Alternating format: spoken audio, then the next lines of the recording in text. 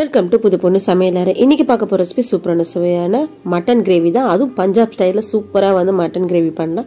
எப்படி பண்ணுறது வாங்க வீடியோக்குள்ளே பார்க்கலாம். அதுக்கு என்ன தேவையான பொருள் பார்க்கலாம். வாங்க வீடியோக்குள்ளே போகலாம். மட்டன் பார்த்தீங்கன்னா ஒரு 1/2 கிலோ போல் மட்டன் எடுத்திருக்கேன். நல்லா சின்ன சின்ன பீஸாக வந்து கட் பண்ணி எடுத்துட்டேன்.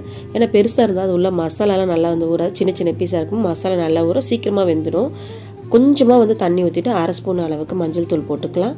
1/2 ஸ்பூனுக்கு கம்மியாகவே மஞ்சள் தூள் போட்டுக்கலாம். நம்ம மறுபடியும் கிரேவி பண்ணும்போது போட்டுப்போம். அதனால் இப்போ நல்லா மிக்ஸ் பண்ணி விட்டு நல்லா ஒரு 5 விசில் விட்டு எடுத்திங்கன்னா சூப்பராக வந்து ரெடி ஆகிடும். கறி நல்லா வேகிறதுக்குள்ளே நம்ம வந்து மசாலா வந்து ரெடி பண்ணிக்கலாம். வறுத்து அரைக்க போகிறோம். அதனால் வந்து மசாலா ரெடி பண்ணிக்க வேண்டியதாக. தனியா வந்து 2 ஸ்பூன் அளவுக்கு தனியாக போட்டுக்கலாம். மிளகும் பார்த்தீங்கன்னா ஒரு ஸ்பூன் அளவுக்கு மிளகு போட்டு நம்மளுக்கு எவ்வளோ காரம் வேணுமோ அதுக்கு அளவு நீங்கள் போட்டுக்க வேண்டியது தான். ஜீரகம் பார்த்தீங்கன்னா அது ஒரு ஸ்பூன் அளவுக்கு ஜீரகம். சோம்பு வந்து ஒரு 1/2 ஸ்பூனு, ஒரு பிரிஞ்சி இலை போட்டுக்கலாம். மராட்டி மொக்கு, ஏலக்காய், நட்சத்திர சோம்பு 4 போல் கிராம்பு, ஒரு சுருள் பட்டை, ஒரு 6 போல் வந்து முந்திரி பருப்பு போட்டுக்கலாம். கலருக்கோசம் காஷ்மீர் ரெட் சில்லி போட்டிருக்கேன், அது 4 போல் போட்டுக்கலாம். காரத்துக்கு 3 மிளகாய், நீட்டு மிளகாய், காஞ்ச மிளகாய் போட்டுக்க வேண்டியதான். இதெல்லாம் போட்டு லைட்டாக சும்மா ஒரு வறுக்கணும்.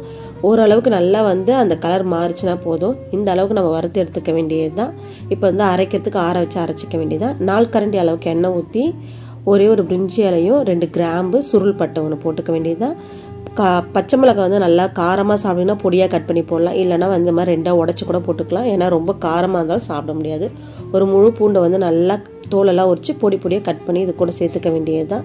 சேர்த்து நல்லா வதங்கும் போது ஒரு 2 பெரிய சைஸ் வெங்காயம் வந்து நல்லா பொடியாக கட் பண்ணிக்கணும். அதையுமே கூட சேர்த்து நல்லா வந்து கோல்டன் ப்ரௌனாக வதக்கி எடுத்துக்க வேண்டியது தான். நல்லா வதங்கியதுக்கப்புறமா நம்ம தக்காளி போட்டுக்கலாம். இப்போ வந்து நல்லா வதக்கி எடுத்துக்க வேண்டியது தான். இப்போ ஓரளவுக்கு நல்லா வதங்கியிருக்கு. இன்னுமே நல்லா வதங்கிச்சுன்னா நம்ம தக்காளி போட்டுக்க வேண்டியது தான். இப்போ வந்து நல்லா வதங்கியிருக்கு. இந்த ஸ்டேஜில் 2 போல் பழமான தக்காளி எடுத்து அதையும் பொடியாக கட் பண்ணி சேர்த்துக்க வேண்டியது தான். சேர்த்துட்டு நல்லா வந்து வதக்கிக்கலாம். இஞ்சி பூண்டு பேஸ்ட் பார்த்திங்கன்னா நல்லா 2 ஸ்பூன் அளவுக்கு இஞ்சி பூண்டு பேஸ்ட் வந்து அரைச்சி கூட சேர்த்துக்கலாம். எப்பயுமே ஃப்ரெஷ்ஷாக வந்து நீங்கள் அரைச்சி இஞ்சி பூண்டு பேஸ்ட்டு போட்டிங்கன்னா சூப்பராக இருக்கும், நல்லா வாசமாகவும் இருக்கும். இப்போ நல்லா வந்து இஞ்சி பூண்டு பச்சை வாசனை போகிற அளவுக்கு வதக்கிட்டு அதுக்கப்புறம் மசாலா என்ன போடுறதுன்னு பார்க்கலாம். மசாலா பார்த்திங்கன்னா ஒரு 1/4 ஸ்பூன் அளவுக்கு மஞ்சள் தூள் போட்டுக்கலாம். ஒரு 1/2 ஸ்பூன் அளவுக்கு ரெட் சில்லி பவுடர் போட்டுக்க வேண்டியது தான். கொஞ்சம் போல் உப்பு போட்டுக்கலாம். நம்ம ஏற்கனவே வறுத்து அரைச்சி வச்சுருக்க அந்த மசாலா பொடியும் நல்லா வந்து நைஸாக அரைச்சி இது கூட சேர்த்துக்க வேண்டியது தான்.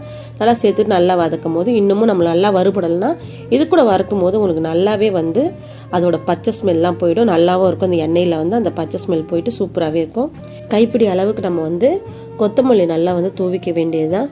தூவிட்டு இது கூட மிக்ஸ் பண்ணணும். அப்போ வந்து இன்னும் சூப்பராகவே இருக்கும். கூடவே வந்து ஒரு ஸ்பூன் அளவுக்கு கஸ்தூரி மேத்தி வந்து நல்லா நுணுக்கிட்டு அதுவும் கூட சேர்த்து போட்டு நல்லா மிக்ஸ் பண்ணிங்கன்னா அந்த பஞ்சாப் ஸ்டைலில் செய்கிறதுக்கு அந்த கஸ்தூரி மேத்தி இன்னும் நல்லாவே வாசனை கொடுத்து சூப்பராக இருக்கும். இப்போ கறி வேக வச்சுருக்க தண்ணியை மட்டும் எடுத்து கறி போடாமல் கறி தண்ணியை ஃபஸ்ட்டு ஊற்றிட்டு கொஞ்சம் நேரம் கொதிக்க வச்சுட்டு அதுக்கப்புறமா நம்ம கறியை போட்டுக்கலாம். இப்போ நல்லா வந்து மிக்ஸ் பண்ணிவிட்டு கொஞ்சம் அந்த பச்சை ஸ்மெல்லாம் போகிற அளவுக்கு கொதிக்கட்டும். அதுக்கப்புறம் கறியை போட்டுக்க வேண்டியதுதான் கூட. இப்போ நல்லா வந்து இந்த அளவு ஓரளவு கெட்டி பதமானவுடனே நம்ம கறியை போட்டுக்க வேண்டியதுதான். கறி போட்டுட்டு பார்த்திங்கன்னா நீங்கள் நல்லா சிம்மில் வச்சு வேக வச்சிங்கன்னா இன்னும் நல்லா வந்து பஞ்சு போல் நல்லா நம்மளுக்கு வெந்துடும்.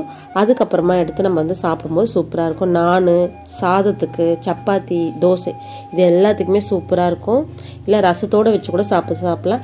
இல்லை இன்னும் நல்லா ட்ரையாக வேணும்னாலும் பண்ணி சாப்பிட்டாலும் சூப்பராக இருக்கும். இப்போ நல்லா வந்து ரெடி ஆகிடுச்சு. கறி போட்டு ஒரு 1/4 மணி நேரம் நம்ம வந்து வேக வச்சாவே நல்லா வெந்துடும். ஏன்னா நம்ம 5 விசில் விட்டு வேக வச்சுருக்கோம்ல. கொஞ்சம் போல் வந்து கொத்தமல்லி எடுத்து போட்டு துவைக்க வேண்டியது, அவ்வளோதான். சூப்பரான சுவையான பஞ்சாப் ஸ்டைல் மட்டன் கறி ரெடி ஆகிடுச்சு. என் சேனல் ரொம்ப பிடிச்சிருந்தா சப்ஸ்கிரைப் பண்ணுங்கள், கமெண்ட் பண்ணுங்கள், பெல் ஐக்கான் பண்ண கிளிக் பண்ணுங்கள். அடுத்த வீடியோவில் சந்திக்க மாதிரி உங்களை இந்த வீடியோ பேர் தீபா விஸ்வநாதன். நன்றி, வணக்கம். சேனலை சப்ஸ்கிரைப் பண்ணாமல் நிறைய பேர் பார்க்குறீங்க. சப்ஸ்கிரைப் பண்ணிட்டு பாருங்கள். அப்படியே உங்கள் பொண்ணான கையில் உங்கள் ஃப்ரெண்ட் அண்ட் ஃபேமிலிக்கு ஷேர் பண்ணுங்கள். அடுத்த வீடியோவில் சந்திக்கிறேன். டாடா, பாய்.